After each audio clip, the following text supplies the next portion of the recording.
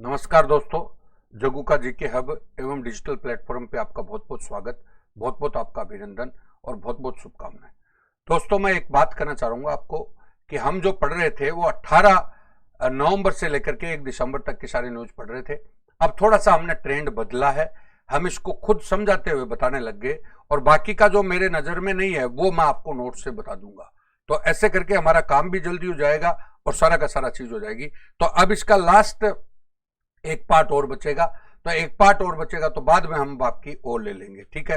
तो अब हम कुछ न्यूज आज ले रहे हैं जो आप देखिएगा, स्क्रीन पर देखिएगा। तो एक बार आ जाइए, क्या है देखिए। आज की जो न्यूज ले रहा हूं मैं, जो हमारी उस लिस्ट में था वो था इंद्र कुमार गुजराल।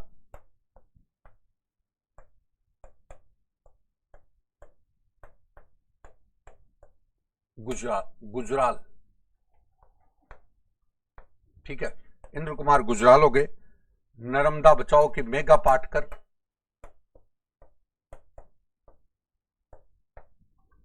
इधर जेआरडी टाटा,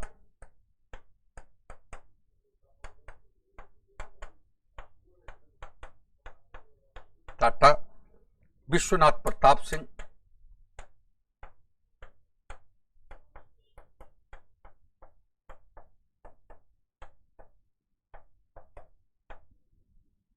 आम आदमी पार्टी,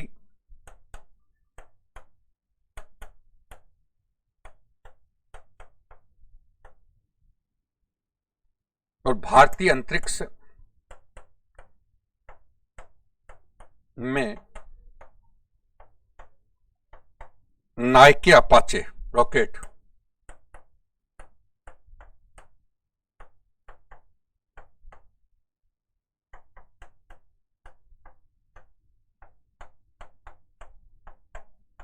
ये देखो, अब दोस्तों ये न्यूज हमने ली है जो आपकी उसी लिस्ट में से है, तो लगभग उसमें से सारी चीज आ गई। एक तो इंद्र कुमार गुजराल हमारे प्रधानमंत्री रहे हैं, उनके बारे में। एक मेगा पाटकर जो नर्मदा बचाओ आंदोलन की प्रणेता रही है वो, उसका उनके बारे में। एक जेआरडी टाटा जो टाटा समूह के संस्थापक हैं उनके बारे में। एक विश्वनाथ प्रताप सिंह इनके बारे में। एक आम आदमी पार्टी के बारे में। एक भारतीय अंतरिक्ष के बारे में। और एक नाइके अपाचे जो हमने रॉकेट छोड़ी थी, पहली रॉकेट छोड़ी थी और हमने अंतरिक्ष में प्रवेश किया था, उसके बारे में। तो ये हमारा टॉपिक है। एक बार आपको मैं बताना चाह रहा हूं, अब मैं यहां से ही शुरू कर रहा हूं, अंतरिक्ष से पीछे से मैं शुरू करता हूं सामान्यतः। तो देखिए, भारतीय अंतरिक्ष कार्यक्रम, भारतीय अंतरिक्ष कार्यक्रम,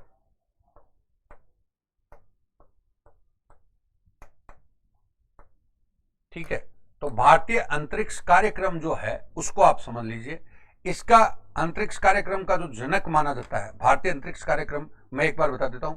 हमारा अंतरिक्ष विभाग जो है होता है, अंतरिक्ष विभाग, सुनना मेरी बात, उसके अंदर में वो अंतरिक्ष विभाग का जो कार्यकारी अध्यक्ष होता है वो प्रधानमंत्री, अंतरिक्ष विभाग मतलब प्रधानमंत्री के अंडर में होता है। किसके अंडर में होता है? प्रधानमंत्री। और फिर उसके अंडर में अंतरिक्ष आयोग होता है, इसरो। इसके अंडर में क्या होता है? इसरो, भारतीय अंतरिक्ष अनुसंधान संस्थान, अंतरिक्ष अनुसंधान संस्थान। इसका जो मुख्यालय है इसरो का, वो आपका बेंगलोर में है, बेंगलोर, ठीक है। और इसका जो पहला अध्यक्ष था, प्रथम और संस्थापक अध्यक्ष,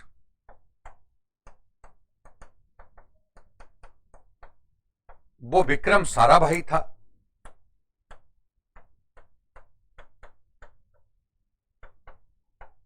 ठीक है। वर्तमान जो है वो के शिवन है।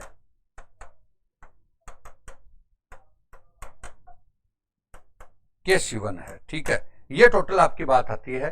और इसका जो हमारे अंतरिक्ष कार्यक्रम का जो जनक माना जाता है, जनक, वो विक्रम साराभाई को ही माना जाता है।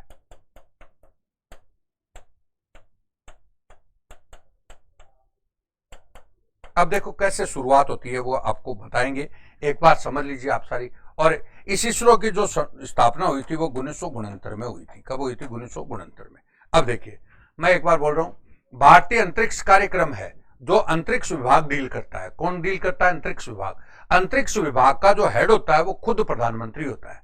अंतरिक्ष विभाग का जो हेड होता है वो खुद पीएम होता है। और अंतरिक्ष विभाग के अंडर में इसरो होता है। क्या होता है? इसरो, जो एक स्वायत्त शासित संगठन है। इसरो भारतीय अंतरिक्ष अनुसंधान संस्थान, ऑर्गेनाइजेशन, संगठन बोल सकते हैं, संगठन, संस्थान की जगह संगठन बोलेंगे तो भारतीय अंतरिक्ष अनुसंधान संगठन होता है, जो 1969 में बना था। 1969 में बना था, जिसका मुख्यालय बेंगलोर में है। जिसका मुख्यालय कहां पर है? बेंगलोर।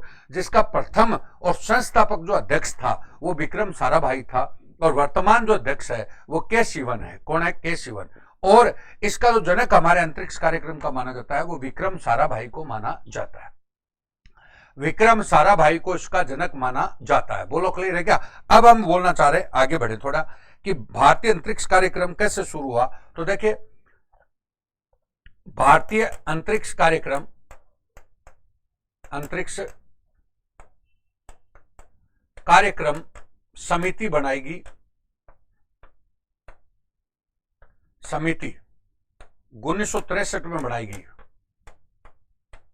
ठीक है। और जो 63 में बनाएगी, और ये 63 में समिति बनाएगी, यही आगे जाकर के इसरो के रूप में अस्तित्व में आई, और इसरो 1969 में आ गया।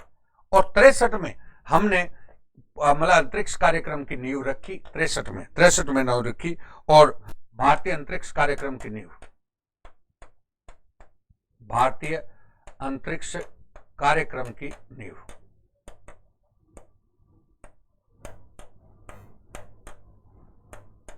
नींव रखी, समझ गए। और नींव किस रूप में रखी कि प्रथम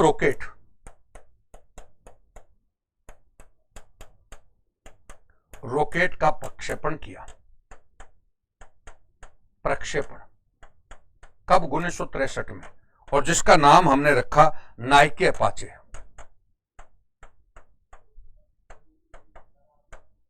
नाम क्या रखा? Nike Apache. नाइके अपाचे नाम रखा। क्या नाम रखा? नाइके अपाचे नाम रखा, ठीक है। तो ये आपका टोटल आपकी बात होगी, नाइके अपाचे। अब आप बोलना चाह रहे हैं कि उसके बाद हमने पहला उपग्रह छोड़ा। पहला उपग्रह, प्रथम उपग्रह हमने 1975 में छोड़ा। 1975, और 1975 में किसके नाम से छोड़ा? आर्यभट्ट। आर्यभट्ट नाम से छोड़ा, और ये हमने बेंकाउर रूस से छोड़ा था। बेंकाउर रूस से, यानी रूस की सहायता से छोड़ा था। बाद में हमने, तो हमारा जो भारत में अंतरिक्ष कार्यक्रम में पहला हमारा जो रॉकेट छोड़ा गया था तो वो तो नाइके अपाचे, और पहला उपग्रह आपका आर्यभट्ट था। आर्यभट्ट कहां से छोड़ा गया? बेंकाउर से। और उसके बाद, सुन लो मेरी बात, उसके बाद जो हमने मतलब कौन सा? भास्कर फर्स्ट,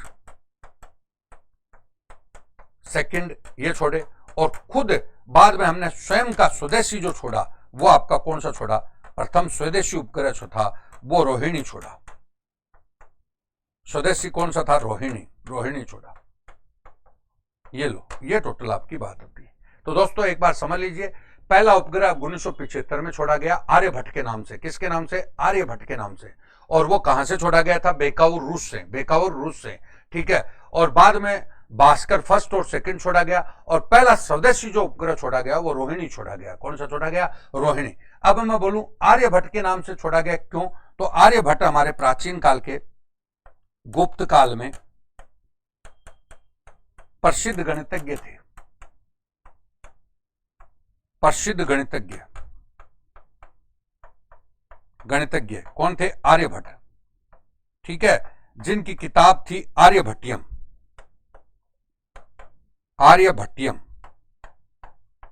और ये बीज गणित, त्रिकोणमिति,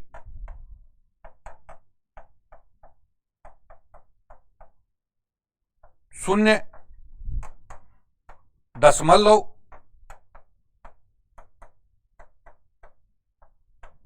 आदि के मतलब जनक थे। दशमलव आदि के जनक। और दूसरे जो ये भास्कर हैं वो इनके शिष्य थे। इनकी किताब थी लघु और महाभास्कराचार्य। राचार्य, और साथ में सुन लो लीलावती। कौन सी किताब थी? लीलावती। और ये अंकगणित के जनक थे। किसके थे? अंक गणित के। तो दोस्तों सारी चीजों को आप साथ जोड़ सकते हैं, जिससे आपको काफी फायदा होता है। ध्यान दीजिएगा, मैंने बोला है भारत में अंतरिक्ष कार्यक्रम की नींव, पहला रॉकेट प्रक्षेपण किया गया था 1963 में। 1963 में किस नाम से प्रक्षेपित किया गया था? Nike Apache. Nike Apache. तो पहला रॉकेट प्रक्षेपण किया गया था। और पहला उपग्रह हमारा 1975 में आया, वो आर्यभट्ट के नाम से आया। वो बैंकाउर से छोड़ा गया था, बैंकाउर रूस से। और बाद में भास्कर फर्स्ट और सेकंड छोड़ा गया। पहला स्वदेशी उपग्रह जो हमने छोड़ा वो आपका रोहिणी छोड़ा। कौन सा छोड़ा? रोहिणी। समझ गए?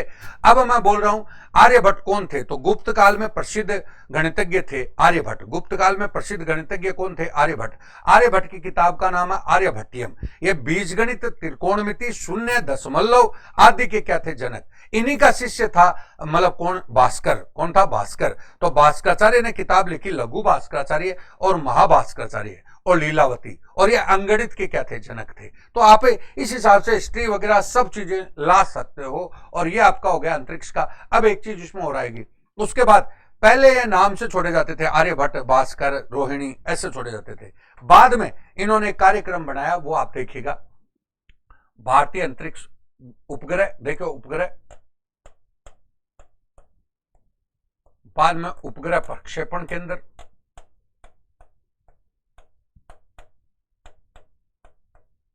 प्रक्षेपण केंद्र और उपग्रह प्रक्षेपण स्थल, प्रक्षेपण यान। अब देखिए इन तीनों चीजों को और समझ लें, जिससे आपको सारी चीजें आ जाएगी। अब पहला नंबर है उपग्रह। अब उपग्रह हमारे ऐसे बना दिए जैसे दूर संचार के उपग्रह। कौन से? दूर संचार। दूर संचार से जुड़े हुए उपग्रह, दूर संवेदी उपग्रह, और आपका विशेष उपग्रह। विशेष उपग्रह, ठीक है। अब देखिए दूर संचार से जो उपग्रह है, दूर संचार, अब इनको नाम रख दिया इनसेट। तो ये इनसेट श्रृंखला हो गई, इंडियन सैटेलाइट श्रृंखला। इनसेट श्रृंखला 1983 में शुरू की गई थी, 1983 में। अब दोस्तों आप समझ लीजिए, अब कोई भी उपग्रह मान लो दूर संचार आदि का छोड़ा जाता है तो अपन नहीं बोलते क्या इनसेट ए, इनसेट डी, ई, मतलब नाम होते हैं, तो इनसेट पहले आएगा। कौन सा आएगा? तो एक उपग्रह तो इनसेट वाला होता है, इंडियन सैटेलाइट। यह श्रृंखला कब शुरू हुई थी? 1983 में, 1983। तो अपन ऐसे बोलते हैं इनसेट 1A, इनसेट 2B, ऐसे 2C, कुछ भी मान लो ऐसे नाम होता है, तो इनसेट श्रृंखला है। एक होती है दूर संवेदी। दूर संवेदी उपग्रह होते हैं, दूर संवेदी, जो हमारी पृथ्वी की वास्तविक स्थिति को दर्शाते हैं, नेविगेशन आदि को दर्शाते हैं, वो आपका दूर संवेदी जीपीएस वगैरह को दर्शाते हैं। उसका श्रृंखला थी IRS। कौन सी? इंडियन रिमोट सेंसिंग, मतलब इंडियन रिमोट सेंसिंग उपग्रह होते हैं, IRS। इसका ये आपका जीपीएस और नेविगेशन के बारे में बताता है। जीपीएस और किसके बारे में बताता है? नेविगेशन के बारे में, जीपीएस और नेविगेशन के बारे में। और जिनको आजकल नाम दिया है IRNS, इंडियन रिमोट नेविगेशन मतलब सिस्टम होता है, तो IRNSS नाम दिया है। कौन सा? IRNSS, नेविगेशन इसमें और जोड़ दिया। तो ये आपके मतलब नाम दिया गया, जिसमें आपके कई उपग्रह छोड़ दिए गए, वो दूर संवेदी उपग्रह है। और तीसरा विशेष में, विशेष में जैसे जैसे एजुकेशन के लिए एजुसेट, जैसे आपका एस्ट्रो के लिए एस्ट्रोसेट, मेट्रो मतलब मेट्रोलॉजी के लिए मेट्रोसेट, ऐसे। और सबसे छोटा उपग्रह है वो कलाम सेट है। कौन सा? कलाम, कलाम सेट। तो हमारे देश का सबसे छोटा उपग्रह कौन सा है? कलाम सेट। सबसे छोटा उपग्रह कौन सा है? कलाम सेट। देखिए अब मैं एक बार बोलता हूं, उपग्रह सामान्यतः आप तीन प्रकार के हो गए, जैसे मतलब कैटेगरी बना दी। एक दूरसंचार वाले उपग्रह थे, उनकी दूरसंचार जो टीवी वगैरह हमारा चैनल वगैरह जो भी आता है, तो उसके जो उपग्रह तो उनको नाम रख दिया इनसेट। कौन सा? इनसेट। और इनसेट श्रृंखला की शुरुआत भारत में कब हुई थी? 1983 में हुई थी, 1983 में हुई थी, ठीक है। बाद में एक दूर संवेदी उपग्रह होते हैं। कौन से उपग्रह होते हैं? दूर संवेदी, जो IRS, इंडियन रिमोट सेंसिंग उपग्रह है, वो 1988 में श्रृंखला की शुरुआत हुई थी, जो हमारी ग्लोबल पोजिशनिंग सिस्टम, नेविगेशन आदि को दर्शाती है, और जिसको आजकल जो छोड़े गए थे, ऐप तक छोड़े गए थे IRNSS के नाम से। बाद में विशेष उपग्रह में आता है एजुकेशन सैटेलाइट, जैसे एजुकेशन पे उपग्रह तो एजुकेशन सैटेलाइट, एस्ट्रो पे उपग्रह तो एस्ट्रो सैटेलाइट, ओशन सैटेलाइट समुद्र का अध्ययन करने के लिए ओशन सैटेलाइट, मेट्रोलॉजी का अध्ययन करने के लिए मेट्रो सैटेलाइट, कलाम सेट जो था वो सबसे छोटा उपग्रह है हमारे यहाँ पे, छोटा उपग्रह। अब उपग्रह का प्रक्षेपण केंद्र कौन सा है, तो हमारे यहाँ पे सतीश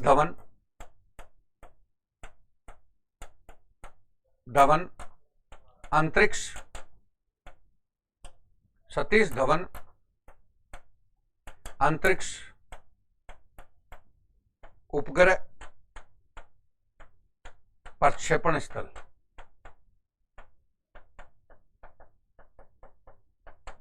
यह आपका है श्रीहरिकोटा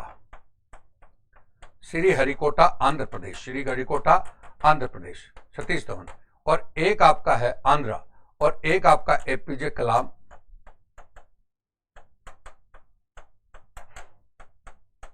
उपग्रह प्रक्षेपण केंद्र।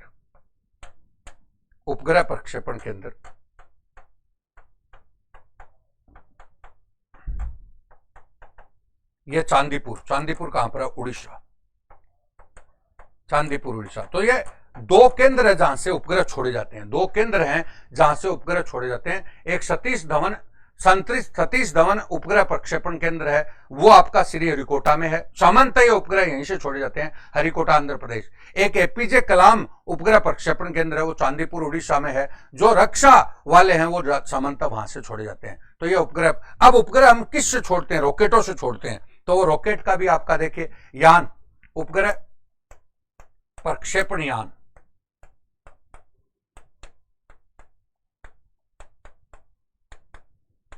यान, जिसको आप उपग्रह satellite launching vehicle SLV।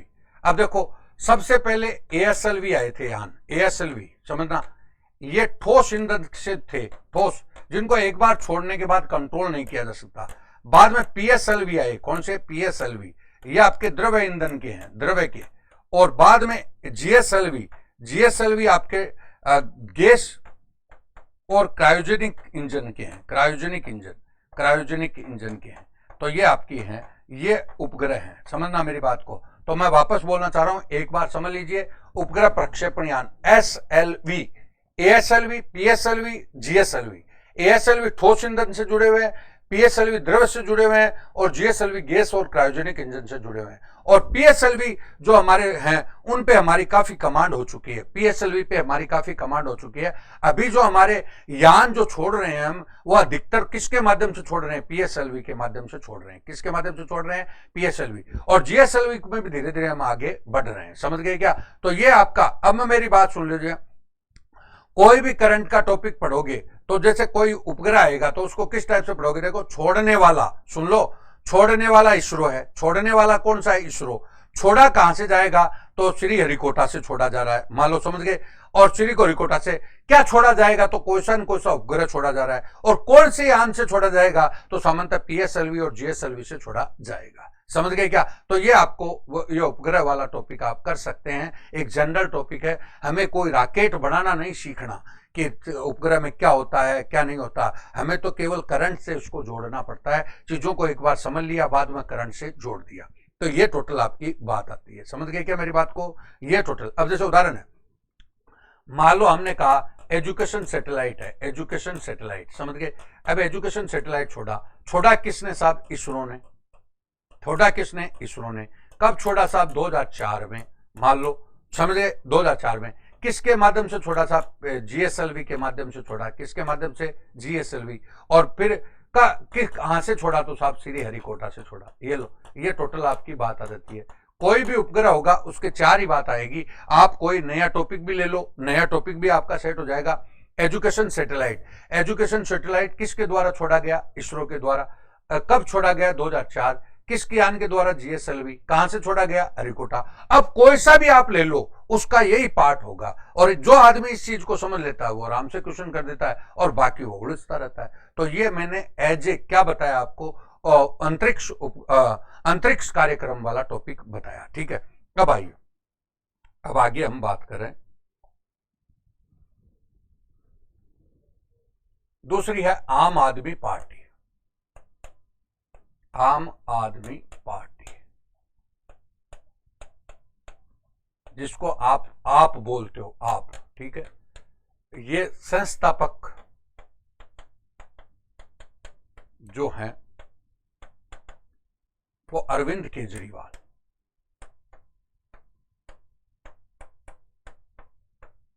Kejriwal हैं। ठीक है, दूसरी बात है स्थापना इसकी 2012 में हुई है, और उद्देश्य इसका आम आदमी के हितों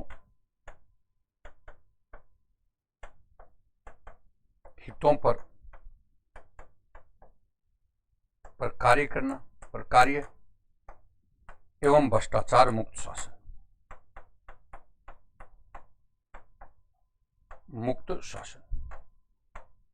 हो गया। ये तो आपका है, ये कोई दिक्कत है? अब आइए, आम आदमी पार्टी एक क्षेत्रीय पार्टी है। कौन सी पार्टी है? क्षेत्रीय दल। अब क्षेत्रीय दल कौन सा होता है? तो ध्यान दीजिए, संबंधित राज्य में कुल वेद मतों का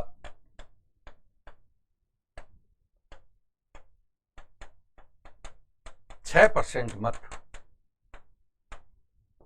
और दूसरी बात है 6% मत, समझ गए? और एक बात आती है 6% मत, और संबंधित राज्य में, योगेश, ओ योगेश थोड़ा पानी लिया, संबंधित राज्य में विधानसभा की 2% सीटें। ये लो, ये तो क्षेत्रीय दल। अरविंद केजरीवाल वर्तमान में क्या है? तो दिल्ली के मुख्यमंत्री। कितनी बार मुख्यमंत्री रह चुके हैं? तो 3 बार। 3 बार मुख्यमंत्री, तीसरी बार क्या है? मुख्यमंत्री। तीसरी बार मुख्यमंत्री रह चुके,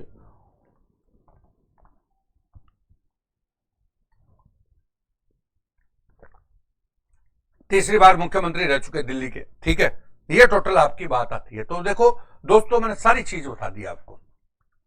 आम आदमी पार्टी को आपके नाम से जाना जाता है। इसके जो संस्थापक हैं वो अरविंद केजरीवाल है।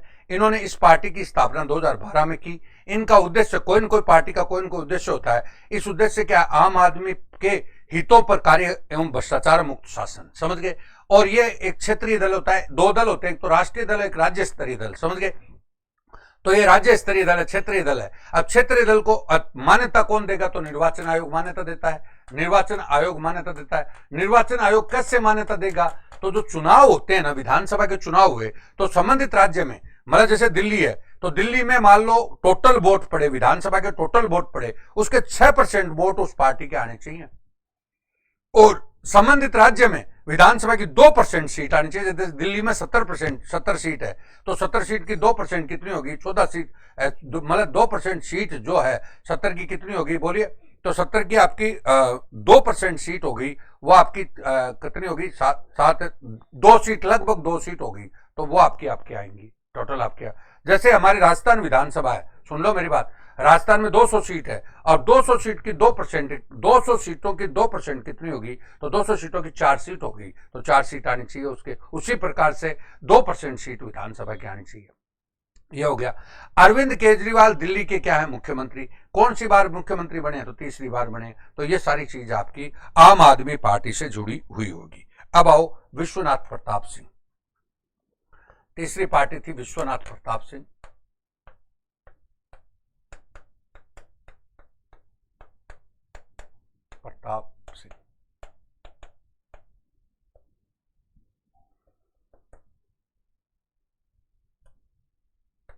पहले कांग्रेस पार्टी रही है,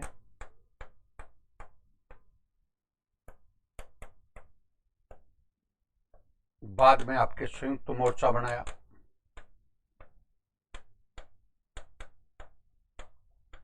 कांग्रेस पार्टी में ये वित्त मंत्री भी रहे हैं, विज्ञान और प्रौद्योगिकी डिपार्टमेंट में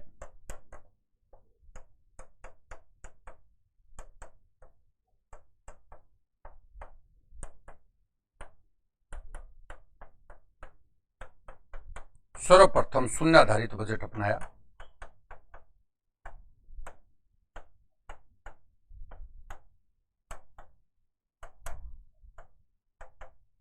बजट पीपीपी जेडबीबी पीटर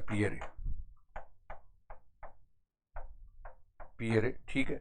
उसके बाद में संयुक्त मोर्चा में गठबंधन सरकार के प्रधानमंत्री बने विश्वनाथ प्रताप सिंह,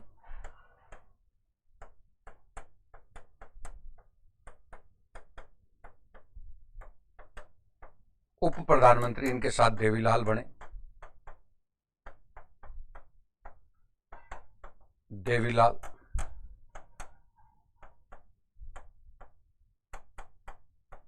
ये प्रधानमंत्री रहते हुए जो काम किया वो किया ओबीसी को आरक्षण, मंडल आयोग की सिफारिशों को लागू कर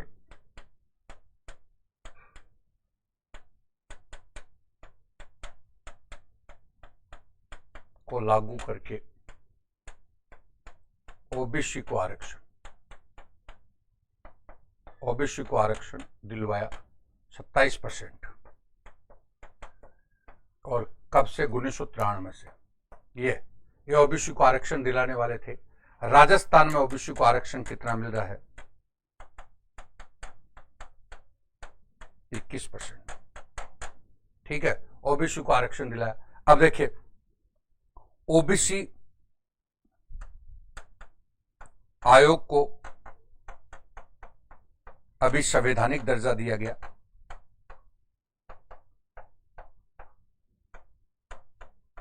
अनुच्छेद 338 बी में। ये दोस्तों आप पूरा विश्वनाथ प्रताप सिंह के बारे में बात कर सकते हैं। विश्वनाथ प्रताप सिंह भी पहले कांग्रेस पार्टी में थे। कांग्रेस पार्टी में राजीव गांधी सरकार में ये वित्त मंत्री भी रहे हुए हैं और इन्होंने वित्त मंत्री रहते हुए विज्ञान और प्रौद्योगिकी विभाग, विज्ञान और साइंस एंड टेक्नोलॉजी विभाग में सबसे पहले शून्य आधारित बजट को लागू करवाया था। ये इकोनॉमिक्स का क्वेश्चन होगा। शून्य आधारित बजट जेडबीबी बोलते हैं, जीरो बेस्ड बजट। ये zero based budget Peter Pierre का है। किसका कंसेप्ट है? पीटर पियरे का। जीरो बेस्ड का मतलब होता है कि वर्तमान परिप्रेक्ष्य में मूल्यांकन करते हुए नए सिरे से काम को शुरू करना, तो जीरो बजट बेस्ड बजट होता है। तो ये उन्होंने लागू करवाया था अपने काल में। बाद में वो कांग्रेस पार्टी को छोड़ दिया और जनता दल आदि से जुड़ गए और इन्होंने एक संयुक्त मोर्चा बनाया सारी पार्टियों का, जिसमें बीजेपी भी थी, जनता दल भी था, सारी पार्टियां थी और वो पार्टियां मिलकर संयुक्त मोर्चे की सरकार का वो प्रधानमंत्री बना था। कौन? विश्वनाथ प्रताप सिंह। संयुक्त मोर्चे की सरकार में वो प्रधानमंत्री बने और उप प्रधानमंत्री उस समय चौधरी देवीलाल बने। और इन्होंने प्रधानमंत्री रहते हुए जो बड़ा काम किया वो ये काम किया, मंडल आयोग। आपको पता है मंडल मतलब बीपी मंडल की अध्यक्षता में एक ओबीसी आयोग गठित हुआ था, बीपी मंडल। अब सुन लो मेरी बात, एक चीज आप और सुन लो। पहला ओबीसी आयोग का अध्यक्ष था काका कालेलकर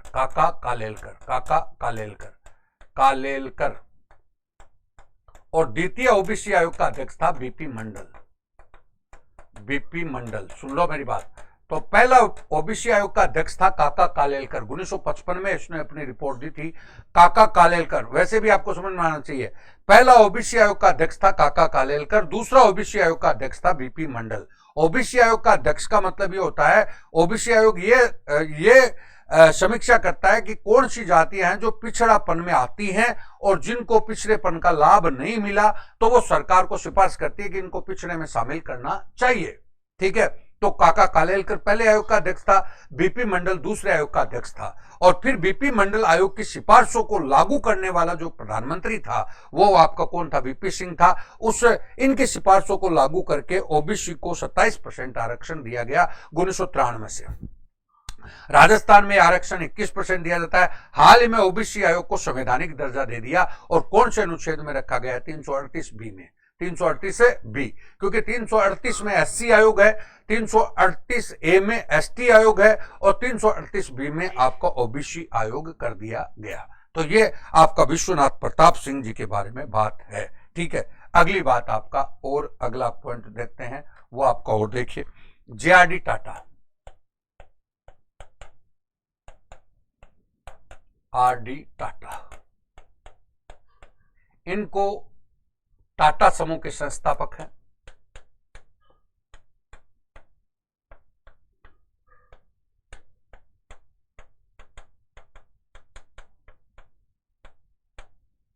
और इनको एक और चीज आती, टाटा समूह के संस्थापक हैं और साथ में आधुनिक भारत के निर्माता भी माने जाते हैं।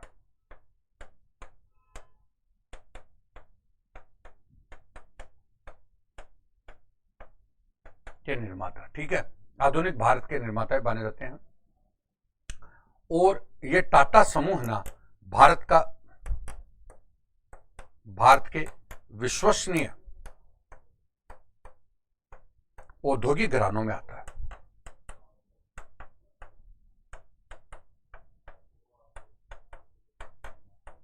घरानों में से एक है, ठीक है, ये आपकी बात हो गई। अब मैं एक बात और बोलता हूं, इनको टाटा ने किस किस लाइन में काम किया, तो देखो, एक तो एयरलाइन में, एयरलाइन, ठीक है, एक आपका स्टील, ठीक है, एक आपका मोटर, ऑटोमोबाइल,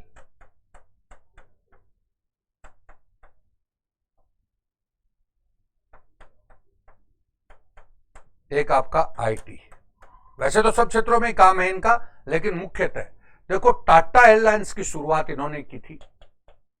हमारे यहाँ पे इंडिया में एयरलाइंस का जो जनक माना जाता है वो यही माना जाता है, तो टाटा एयरलाइंस की शुरुआत करी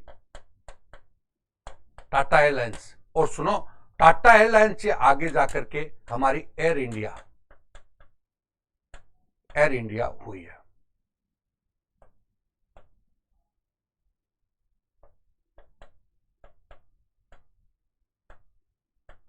एयर इंडिया मतलब टाटा, मैंने क्या बोला, एयरलाइंस का जनक जो माना जाता है वो टाटा को ही माना जाता है। यानी इंडिया में जो एयरलाइंस लेने आया था, हवाई जहाज लेके आया है, वो टाटा ही लेके आया। टाटा एयरलाइंस के नाम से बनी थी, बाद में सरकार ने इसका अधिग्रहण करके इसका सार्वजनिकरण कर दिया, और टाटा का जो निजी क्षेत्र था उसको सरकारी क्षेत्र में ले लिया, और एयर इंडिया और इंडियन एयरलाइंस के नाम से जाना गया, जो आजकल सरकारी क्षेत्र में है। और अब ये एयरलाइन और इंडिया एयरलाइंस बिक रही है ना, तो इसके बारे में भी कह रहे हैं कि इसको टाटा ही खरीदेंगे, ठीक है। और दूसरी बात है स्टील, तो स्टील में टाटा स्टील तो इंडिया का स्टील किंग कहलाता है। जमशेदपुर में टाटा स्टील है, जमशेदपुर कहां पर है, झारखंड। और इसको टाटा नगरी के नाम से भी जानते हैं, टाटा नगरी। और इन्होंने विदेशी कंपनी कोरस का अधिग्रहण किया है, कोरस का अधिग्रहण कर विश्व में 5वें नंबर पे, विश्व में 5th, और भारत में प्रथम। और विश्व में पहला जो है वो आपका अपना ही है, कौन सा, मित्तल, आर्सेलर मित्तल, ठीक है। ये लो, पहला आर्सेलर मित्तल कौन सा आ गया, पहला। दुनिया में स्टील किंग है वो आपका कौन सा है, मित्तल, समझ गए क्या, तो आर्सेलर मित्तल के नाम से उसकी कंपनी है। ऑटोमोबाइल में आए, ऑटोमोबाइल में तो टाटा मोटर्स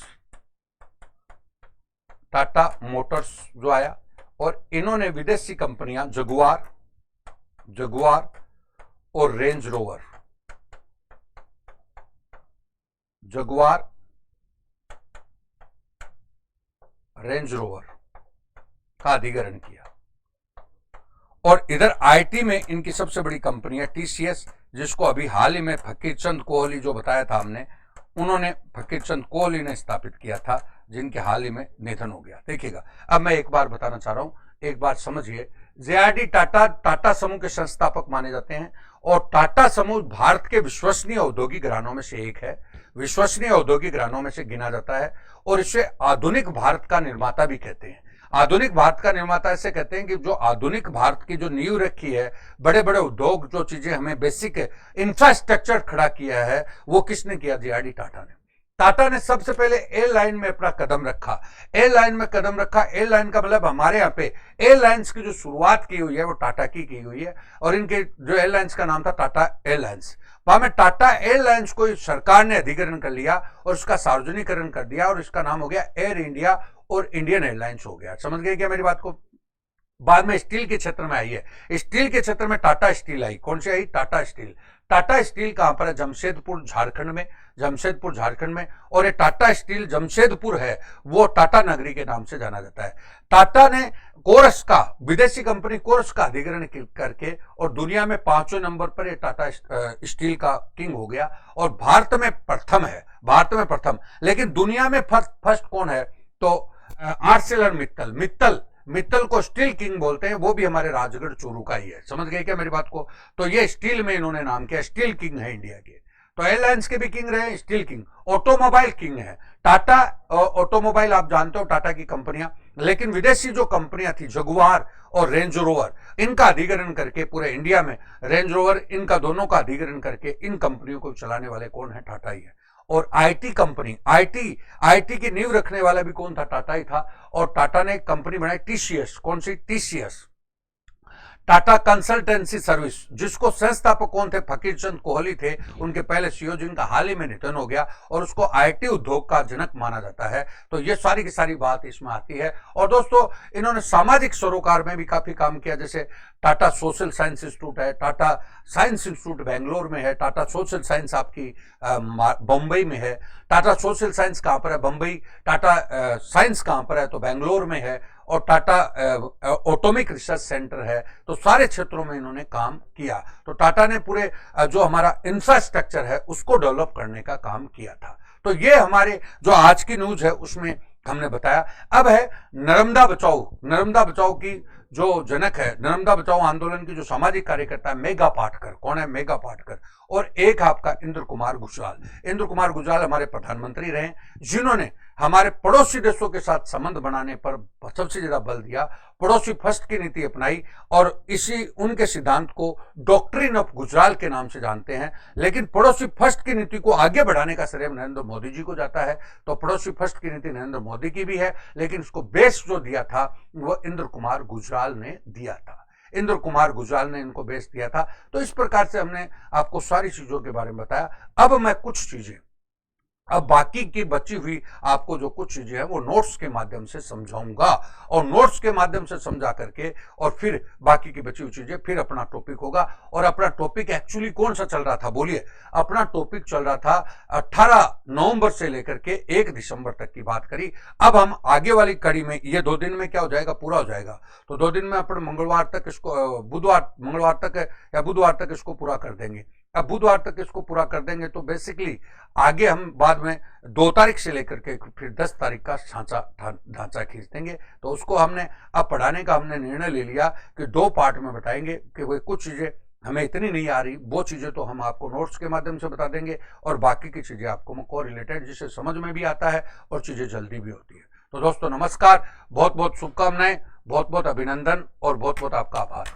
योगेश, बहुत बहुत अभिनंदन, बहुत बहुत आपका आभार।